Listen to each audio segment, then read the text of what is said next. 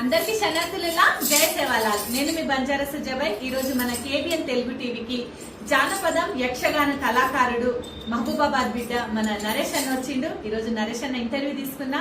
చాలా అంటే చాలా సంతోషంగా అనిపించింది. కనుమరుగైపోతున్న కళలు ఇంకా బతికి ఉన్నాయంటే నిజంగా అన్న లాంటి కళాకారుల వల్లనే. యక్షగానం అనేది ఎలా ఉంటుందో ఒకసారి మీకు కూడా చిన్నగా అన్న ఒక చిన్న యక్షగానం.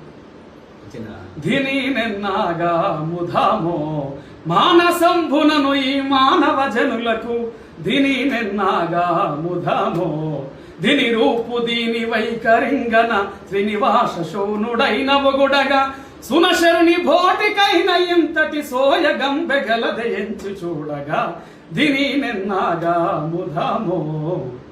నిజంగా చాలా సంతోషం అన్న మీరు రావడం. నిజంగా గ్రేట్ అసలు.